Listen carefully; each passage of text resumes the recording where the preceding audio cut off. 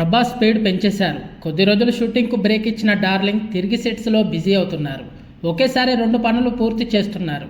Next చేయబోయే cinema కోసం line clear చేస్తున్నారు డార్లింగ్. ఇంతకు చేస్తున్న పనేంటి, చేయబోయే పనేంటి, డీటెయిల్గా చూద్దాం పదండి. లాంగ్ బ్రేక్ తర్వాత మళ్ళీ షూటింగ్లో బిజీ అయ్యారు ప్రభాస్. ది రాజాసాబ్ సెట్లో అడుగు పెట్టారు.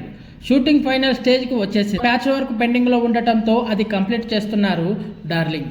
అదే సమయంలో ఈ వారమే డబ్బింగ్ పనులు కూడా పూర్తి చేసేలా ప్లాన్ చేస్తున్నారు ప్రభాస్. మరోవైపు హను రావుపూడి దర్శకత్వంలో తెరకెక్కిస్తున్న ఫౌజీ షూటింగ్లో కూడా స్పీడ్ అందుకుంటుంది.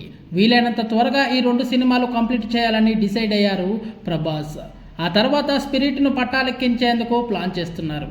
స్పిరిట్ మూవీ కోసం డిఫరెంట్ లుక్లు ట్రై చేస్తున్నారు ప్రభాస్. అందుకే సెట్స్ మీద ఉన్న సినిమాలన్నీ పూర్తి చేసి సందీప్ రెడ్డి వంగ దర్శకత్వంలో మేకోవర్ అవ్వబోతున్నారు ప్రభాస్. స్పిరిట్ సినిమా కోసం bulk dates ఇవ్వాలంటూ Sandeep Reddy Vanga condition పెట్టడంతో ప్రీమియర్ కమిట్మెంట్లను వీలైనంత త్వరగా ఫినిష్ చేసే అంతలా పనిచేస్తున్నారు ప్రభాస్. బాహుబలి సినిమాతో తనకంటూ పాన్ ఇండియా రేంజ్లో గొప్ప మార్కెట్ను క్రియేట్ చేసుకున్న హీరో ప్రభాస్.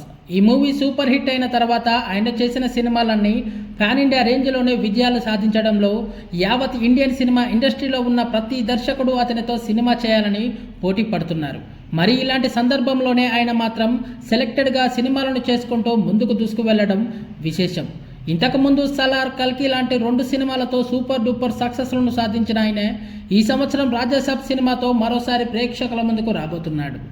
ఇక ప్రస్తుతం అను రాఘోపూడి దర్శకత్వంలో చేస్తున్న ఫౌజీ సినిమాతో ఆయన చాలా బిజీగా ఉన్నప్పటికీ సందీప్ రెడ్డి వంగ దర్శకత్వంలో చేయబోతున్న స్పిరిట్ సినిమాకు విషయంలో ఆయన చాలా జాగ్రత్తలు తీసుకున్నట్లుగా తెలుస్తుంది. ఇక ఇప్పటికే ఈ సినిమాలో తృప్తి డ్రీమి హీరోయిన్గా నటిస్తుందంటూ సందీప్ రెడ్డి వంగ అనౌన్స్ చేసినప్పటి నుంచి ప్రభాస్ మాత్రం తన పక్కన తృప్తి డ్రీమి ఏంటి, సెట్ అవుతుందా లేదా అనే అనుమానాలు వ్యక్తపరుస్తున్నారు అని సందీప్ రెడ్డి వంగతో డిస్కషన్ పెట్టినట్లుగా తెలుస్తుంది.